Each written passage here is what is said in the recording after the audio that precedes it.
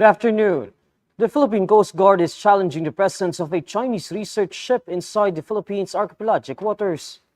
In a media forum on Wednesday, April 2, PCG spokesperson for the West Philippine Sea, Commodore J. Tariela, confirms that Chinese research vessel Song Hang is transiting through Philippine archipelagic waters.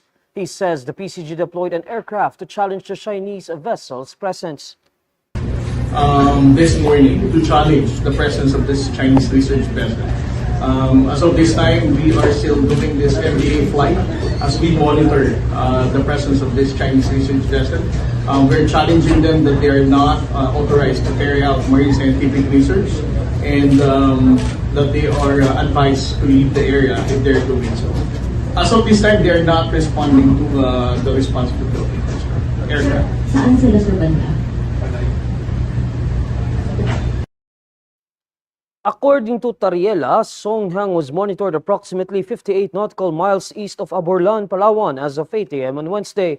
Maritime expert Ray Powell earlier reported that Song Hang was transiting the Philippines' archipelagic waters on its way south toward the Celebes Sea on Tuesday, April 1.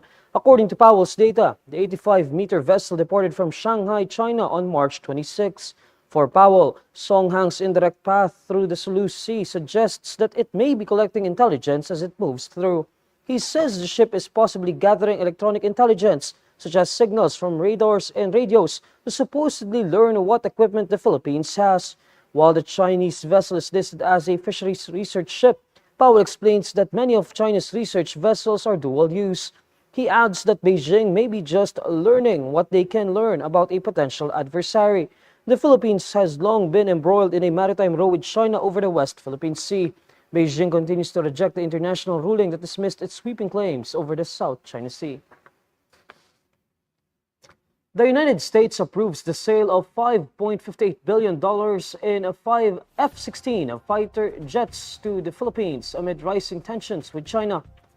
The U.S. State Department says it is green-lighting the sale that includes 20 F-16 jets and related equipment to the Philippines. It says the sale will improve the security of a strategic partner. The U.S. describes the Philippines as an important force for political stability, peace, and economic progress in Southeast Asia. It adds that the sale will boost the Philippine Air Force's ability to conduct maritime domain awareness and enhance its suppression of enemy air defenses.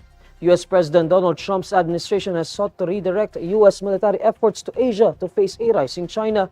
This comes especially as tensions rise over Taiwan and to lessen involvement in Europe despite Russia's invasion of Ukraine.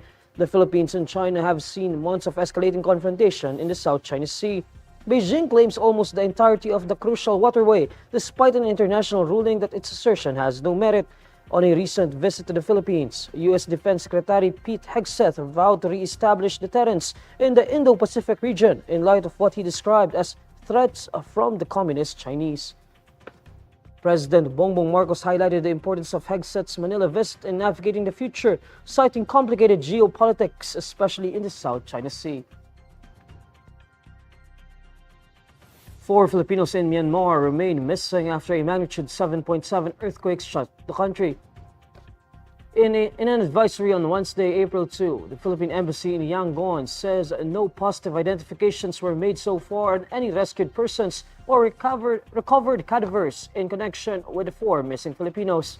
The embassy says its composite team met with officials handling the search and rescue on site. It says they also met with officials of the Mandalay General Hospital to confirm identities of rescued or recovered foreigners from the Sky Villa building rubble.